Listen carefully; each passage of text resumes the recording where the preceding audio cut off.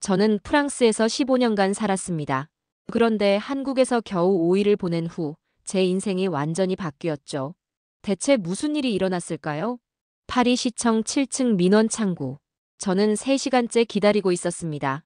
번호표 254번을 뽑고 앉았는데 앞 사람들이 하나둘 포기하며 나가더군요. 드디어 제 차례가 되어 창구로 갔더니 직원이 말했습니다. 서류가 부족해요. 다시 오세요. 무엇이 부족한지 물어봤더니 어깨를 으쓱하며 답했죠. 그건 당신이 알아서 해야 할 일 아닌가요? 민원인을 도와야 할 공무원이 마치 저를 적대하는 것 같았어요. 제가 뭔가 잘못한 것처럼 말이에요. 다음 주에 서류를 완벽하게 준비해서 다시 갔습니다. 하지만 또 다른 직원이 3번 창구에서 받아야 해요라고 하더군요. 3번 창구로 가니 1번 창구 업무입니다 라고 했어요. 그때부터 화가 나기 시작했죠. 그럼 어디서 받아야 하나요? 물었더니 저도 모르겠는데요. 위층에 물어보세요라고 하더군요. 위층으로 가니 아래층 업무예요라고 했어요. 저는 그 순간 허탈해서 웃음이 나왔습니다. 저는 깨달았습니다. 이게 시스템의 문제가 아니라 문화의 문제라는 것을요. 누구도 책임지지 않으려 하고 누구도 진심으로 도우려 하지 않았습니다. 당신이 민원인입니까? 아니면 적입니까? 라는 생각이 들 정도였어요. 이런 일은 관공서에서만 일어나는 게 아니었어요. 슈퍼마켓에서는 인사도 없이 바코드만 찍고 카페에서는 미소 한번 보기 힘들었습니다. 모든 게 기계적이고 차가웠어요. 단골 빵집에서도 10년 넘게 다녔는데 직원이 제 이름을 기억하지 못했어요. 매일 반복되는 이런 일들이 저를 지치게 했습니다. 출근길 지하철에서 밀쳐지고 상점에서 무시당하고 관공서에서 핑퐁당하는 일상. 15년을 살았지만 여전히 이방인 같았어요.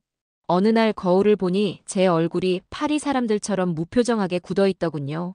그래서 결심했습니다. 휴직 신청을 하기로요. 더 이상 이런 식으로는 살 수 없다고 생각했거든요. 상사에게 말했더니 어디로 갈 건데? 라고 묻더군요. 저는 대답했습니다. 한국이요. 왜 한국인지는 저도 몰랐어요. 그냥 이곳에서 최대한 멀리 완전히 다른 곳으로 가고 싶었습니다. 한국 드라마를 본 적도 없고 케이팝을 들은 적도 없었어요. 단지 직감적으로 그곳이라면 다를 것 같았습니다. 인천공항에 도착한 순간부터 뭔가 달랐습니다. 입국 심사대에서 직원이 환하게 웃으며 말했어요. 웰컴 투 코리어. 영어 발음은 완벽하지 않았지만 그 미소는 진짜였습니다. 파리 공항에서는 한 번도 받아본 적 없는 환영이었죠. 공항을 나서다가 길을 잃었는데 파란 조끼를 입은 직원이 먼저 다가왔어요. 어디로 가세요? 저는 솔 스테이션이라고 했더니 지도를 펼쳐서 자세히 설명해 주더군요. 직접 매표소까지 데려가서 티머니 카드 사는 법, 지하철 노선도 보는 법까지 알려줬습니다. 가장 놀란 건 와이파이였어요. 공항 전체에 무료 와이파이가 완벽하게 터졌습니다. 파리에서는 카페에서도 와이파이 비밀번호를 알려달라고 하면 인상을 쓰거든요. 여기서는 그냥 자동으로 연결되더군요. 지하철을 타고 가면서 계속 감탄했습니다. 안내방송이 한국어, 영어, 중국어, 일본어로 나오고 스크린에도 모든 정보가 표시되었어요. 다음 역이 어디인지, 어느 쪽 문이 열리는지까지 모든 게 명확했습니다. 길 찾기가 이렇게 쉬울 수가 없었어요. 서울역에서 또 길을 잃었는데 대학생이 다가와서 스마트폰으로 길을 찾아주더군요. 이쪽으로 가세요. 10분 걸려요. 그리고 한국 여행 즐겁게 하세요라고 말했습니다. 파리에서는 길을 물어봐도 바빠요라고 하며 지나가는 사람들 뿐인데 말이에요. 호텔 체크인할 때도 직원이 주변 맛집 지도까지 줬어요. 외국인 손님들이 좋아하시는 곳들 표시해뒀어요. 매운 건 빨간색, 안 매운 건 파란색으로 했어요. 파리 호텔에서는 열쇠만 던져주고 끝인데 말이에요. 첫날부터 이런 일들이 계속 이어졌어요. 편의점에서도 감사합니다라고 인사하고 지하철에서 길을 잃어도 누군가 도와주었습니다. 낯선 나라인데 왜 이렇게 편안할까요? 파리에서는 15년을 살았는데도 늘 이방인 같았거든요. 여기서는 하루 만에 마음이 놓였어요. 사람들이 진심으로 제가 한국에서 좋은 시간을 보내기를 바라는 것 같았어요. 둘째 날 저녁 명동에서 쇼핑을 마치고 지하철을 탔습니다. 퇴근 시간이라 차 안이 10,000원이었어요. 큰 쇼핑백과 캐리어를 들고 있어서 균형 잡기가 힘들었습니다. 한 정거장씩 지날 때마다 사람들이 더 밀려들었어요. 파리 지하철이라면 이런 상황에서 아무도 신경 쓰지 않아요. 각자 알아서 버텨야 하는 게 당연하거든요. 임신부든 노인이든 상관없이 말이에요. 그런데 맞은편 20대 청년이 저를 보더니 갑자기 일어났습니다. 시티, 플리즈. 저는 깜짝 놀랐어요. 제가 외국인이라는 걸 어떻게 알았을까요? 아마 제 옷차림이나 당황한 표정에서 눈치챈 것 같았어요. 괜찮아요라고 손사래를 쳤는데 그 청년이 웃으며 말했습니다. It's okay. Please sit down. 제 쇼핑백을 들어주려고 손까지 내밀었어요. 저는 고맙다고 인사하며 자리에 앉았습니다. 그 순간 가슴이 뭉클했어요. 파리에서는 임신부도 자리를 양보받기 힘들어요. 모두가 피곤하니까 당신도 참으라는 분위기거든요. 나도 힘든데 왜 너만 편해야 해? 라는 식이에요. 하지만 이 청년은 달랐습니다. 자신도 피곤했을 텐데 망설임 없이 자리를 양보한 거예요.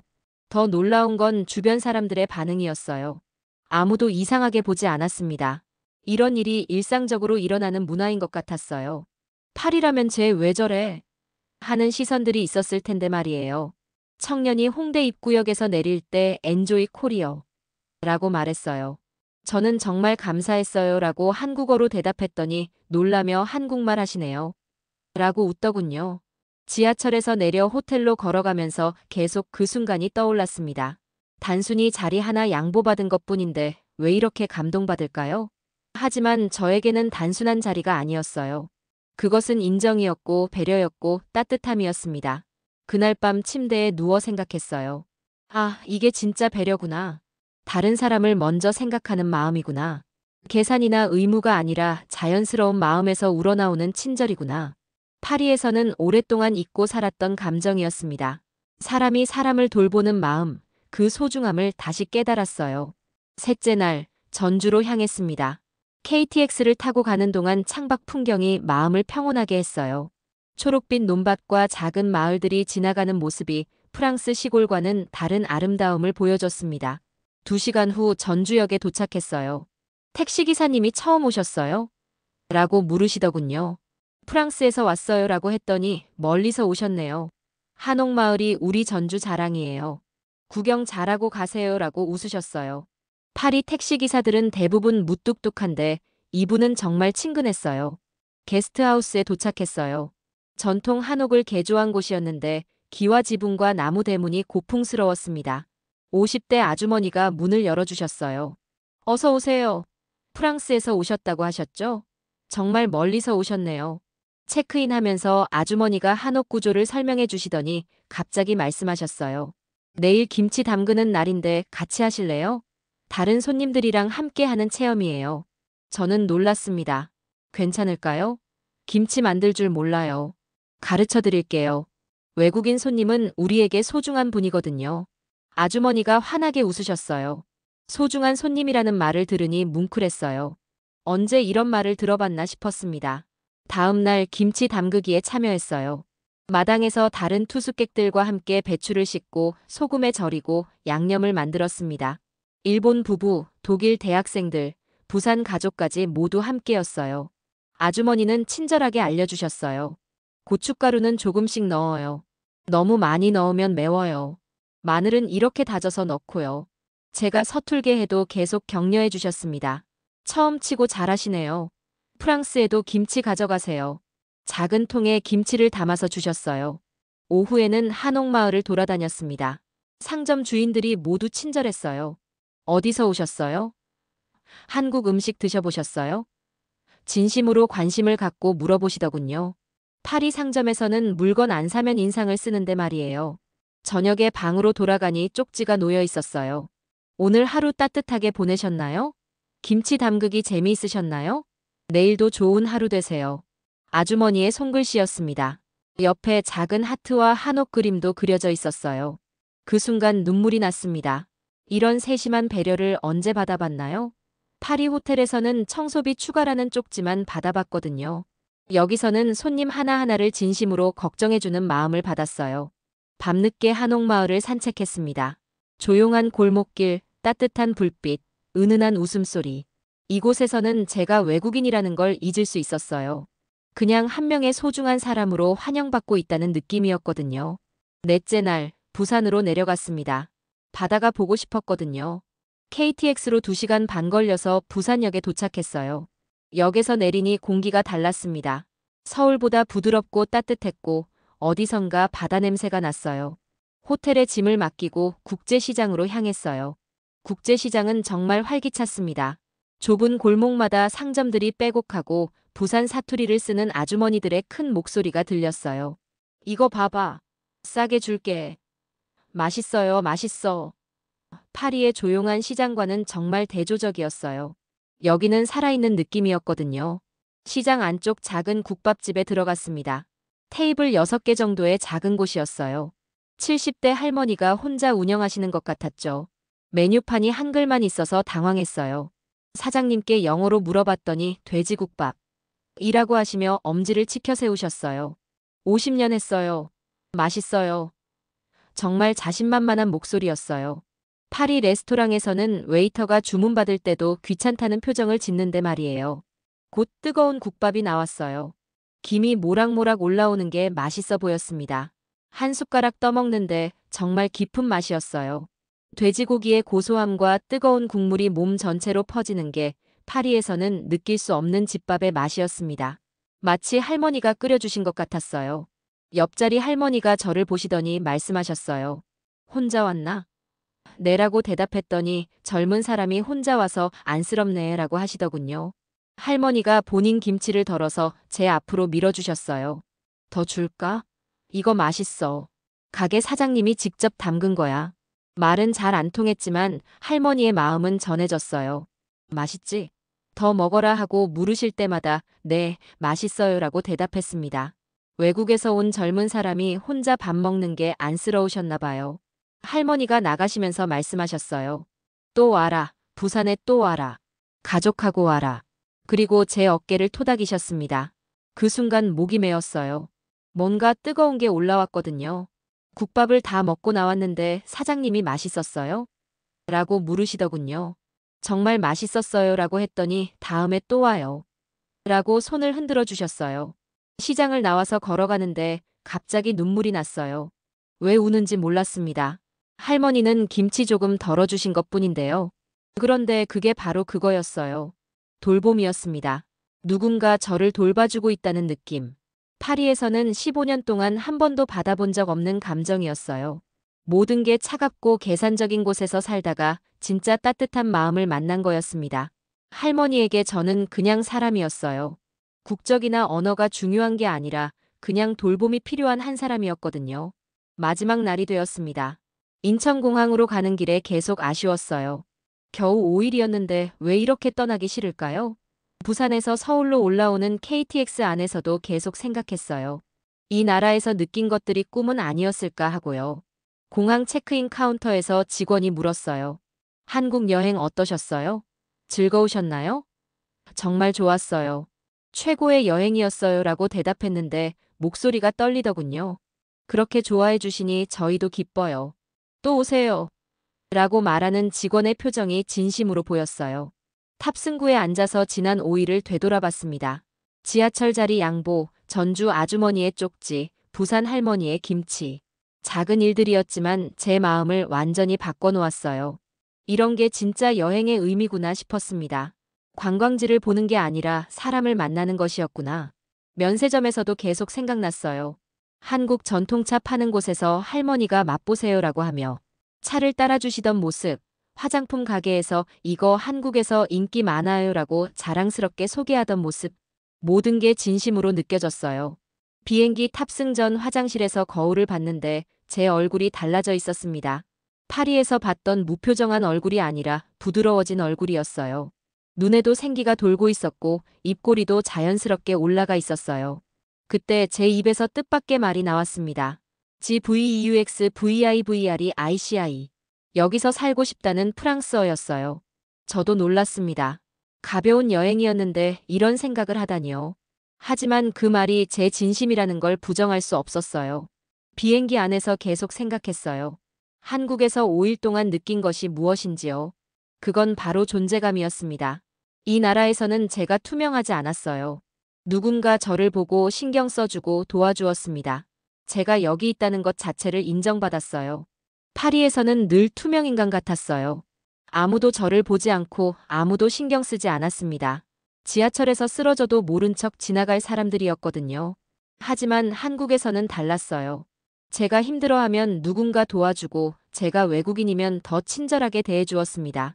제가 혼자 밥을 먹으면 안쓰러워하고 제가 길을 잃으면 같이 찾아주었어요. 이런 경험들이 제 마음을 완전히 바꿔놓았습니다. 창밖으로 한국 땅이 멀어져 가는 걸 보며 다짐했습니다. 언젠가 다시 오겠다고. 아니, 아예 여기서 살아보겠다고요. 12시간 비행시간 내내 잠들 수가 없었어요. 한국에서의 추억들이 계속 떠올랐거든요. 특히 사람들의 따뜻한 미소와 진심 어린 배려가 잊혀지지 않았어요. 파리로 돌아가면 다시 그 차가운 일상이 기다리고 있다는 생각에 마음이 무거웠습니다. 하지만 한편으로는 희망이 생겼어요. 세상에는 이런 곳도 있구나 하는 희망 말이에요. 파리로 돌아온 첫날 밤 잠들 수가 없었습니다. 똑같은 아파트인데 왜 이렇게 낯설까요? 한국에서의 5일이 너무 생생해서 지금 이곳이 꿈처럼 느껴졌어요. 시차 때문이라고 생각하려 했지만 그게 아니라는 걸 알고 있었어요. 다음 날 출근길이 힘들었습니다. 사람들 표정이 하나같이 무표정이었어요. 아무도 눈 마주치지 않고 아무도 웃지 않았습니다. 한국에서 본 따뜻한 미소들이 그리워졌어요. 같은 지하철인데 왜 이렇게 다를까요? 지하철에서 임신부가 서 있었는데 아무도 자리를 양보하지 않더군요. 모두들 스마트폰만 보거나 잠을 자는 척했어요. 저는 한국의 그 청년이 떠올랐어요. 망설임 없이 자리를 양보했던 그 모습이요. 결국 제가 자리를 양보했는데 주변에서 의아하게 봤어요. 회사에서 동료들과 한국 여행 이야기를 했습니다. 어땠어? 재미있었어? 정말 좋았어요. 사람들이 너무 친절했어요 라고 말했더니 동료가 비웃으며 말하더군요. 관광객이니까 그런 거야. 실제로 살면 다를걸? 저는 그 말에 기분이 상했습니다. 점심시간에 평소 카페에 갔어요. 5년 넘게 다닌 곳인데 직원이 뭐 드릴까요? 라고 무뚝뚝하게 말했습니다. 한국 카페 직원들은 어서 오세요. 라고 웃으며 맞아줬거든요. 똑같은 커피를 파는 곳인데 왜 이렇게 다를까 싶었어요. 퇴근길에도 마찬가지였어요. 슈퍼마켓에서 장을 보는데 계산대 직원이 인사도 없이 바코드만 찍고 있었어요. 멋이라고 인사해도 고개도 끄덕이지 않더군요. 한국에서는 편의점에서 물 한 병을 사도 감사합니다라고 인사를 해줬는데 말이에요. 저녁에 집으로 돌아가는 길에 전주 한옥마을이 떠올랐습니다. 아주머니가 써주신 쪽지가 생각났어요. 따뜻한 하루 보내셨나요? 그 한마디가 얼마나 큰 위로가 되었는지요. 파리에서는 15년을 살면서 이런 진심 어린 관심을 받아본 적이 없었어요. 그날 밤 한국어 학습 앱을 다운로드했습니다. 안녕하세요. 감사합니다. 죄송합니다. 괜찮아요. 기초 인사말부터 배우기 시작했어요. 발음이 어려웠지만 포기하지 않았습니다. 언젠가 다시 한국에 가면 현지인들과 더 깊이 대화하고 싶었거든요. 매일 밤 한국 관련 영상들을 봤어요. 한국의 일상을 보여주는 유튜브, 한국 음식 만드는 방법, 한국 문화 소개하는 다큐멘터리까지. 볼 때마다 그리움이 더 커졌어요. 특히 사람들이 서로 배려하며 사는 모습을 보면 눈물이 날 것 같았어요. 잠들기 전 창밖을 보니 파리의 불빛들이 차갑게 느껴졌어요. 에펠탑의 불빛도 샹젤리제의 네온사인도 모든 게 차갑고 인위적으로 보였어요. 똑같은 도시인데 한국을 다녀온 후 모든 게 달라 보였습니다. 아니, 제가 달라진 거였어요. 진짜 따뜻함이 무엇인지 알게 된 후로는 이 모든 게 가짜처럼 느껴졌거든요. 한 달이 지났습니다. 매일 한국어를 공부하고 한국 문화를 알아보면서 그리움은 더욱 커졌어요. 한국 영화도 보고 한국 음악도 들으면서 마음은 이미 한국에 가 있었어요. 어느 날 깨달았습니다. 한국에서의 5일이 파리에서의 15년보다 더 의미 있었다는 걸요. 결심했어요. 진짜로 한국에서 살아보자고. 더 이상 미루지 말고 용기를 내자고요. 회사에 사직서를 냈습니다. 상사가 놀라며 물었어요. 정말로? 한국으로 가겠다고? 거기서 뭘 할 건데? 아직 구체적인 계획은 없어요. 하지만 가고 싶어요. 미쳤나? 안정된 직장을 버리고. 하지만 저는 확신했습니다. 이게 제가 원하는 삶이라고요. 친구들 반응도 다양했어요. 진심이야? 왜 한국? 언어도 모르는데 어떻게 살려고? 하지만 저는 흔들리지 않았습니다. 언어는 배우면 되고 중요한 건 그 나라 사람들의 마음이거든요. 가장 가까운 친구가 물었어요. 정말 확신해? 낭만적인 생각일 수도 있어. 저는 대답했습니다. 5일 동안 느낀 걸 15년 동안 여기서 못 느꼈어요. 그게 답이에요. 친구는 고개를 끄덕이며 그런가 봐. 후회하지 말고라고 응원해줬어요. 한국 대사관에서 비자 상담을 받았습니다. 한국에서 무엇을 하실 예정인가요? 그냥 사람답게 살고 싶어요. 한국에서는 그게 가능할 것 같거든요. 직원이 조금 의아해했지만 워킹 홀리데이 비자를 신청하기로 했어요.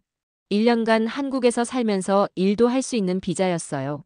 짐을 정리하면서 프랑스에서의 15년을 돌아봤어요. 나쁘지 않았지만 뭔가 공허했습니다. 매일 똑같은 일상, 형식적인 인간관계, 각자 도생의 문화. 저는 그 안에서 점점 메말라가고 있었어요. 웃는 법도 잊어가고 있었고요. 친구들이 환송회를 열어줬습니다. 정말 가는 거야? 연락은 자주 하자. 후회하면 언제든 돌아와. 모두들 걱정 반, 응원 반의 표정이었어요. 저는 웃으며 대답했어요. 걱정하지 마세요. 후회할 일은 가지 않는 거예요. 인천공항에 두 번째로 도착했을 때의 설렘을 잊을 수 없어요. 1년 전과는 완전히 다른 기분이었습니다. 이번엔 관광객이 아니라 새로운 삶을 시작하러 온 거였거든요. 모든 게 새롭고 희망적으로 보였어요. 입국 심사대에서 어서 오세요라고 말했을 때 눈물이 날 뻔했어요. 저는 떨리는 목소리로 대답했습니다. 집에 왔어요. 이상하죠? 태어나지도 않은 나라를 집이라고 부르다니. 하지만 그게 제 진심이었어요. 지금 한국에서 산지 6개월이 됐어요. 처음에는 언어도 어렵고 문화도 다르고 적응하기 힘든 일들이 많았어요. 지금도 여전히 배워가는 중이고요. 하지만 단 한 번도 후회한 적이 없습니다. 매일매일이 감사하고 행복해요. 왜냐하면 여기서는 제가 그냥 사람으로 살아갈 수 있거든요. 누군가 저를 보고 웃어주고 도와줍니다. 편의점 직원, 지하철에서 길 알려주는 사람들, 한국어가 서툰 저를 이해하려고 노력해주는 모든 사람들. 이런 당연한 일들이 얼마나 소중한지 이제야 알겠어요. 한 번의 여행이 인생을 바꿀 수 있다는 걸 믿으시나요? 저에게는 그런 일이 일어났습니다. 5일간의 한국 여행이 제 인생을 바꿔놓았어요. 여러분도 지금의 삶에서 답답함을 느끼신다면 용기 내어 새로운 경험을 해보세요. 작은 친절이 얼마나 큰 힘이 되는지 깨닫게 될 거예요.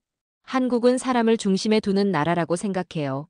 그 따뜻함 때문에 저는 여기서 새로운 삶을 시작할 수 있었습니다. 일상 속 작은 친절들이 누군가에게는 삶을 바꾸는 큰 힘이 될 수 있다는 것을 기억해 주세요.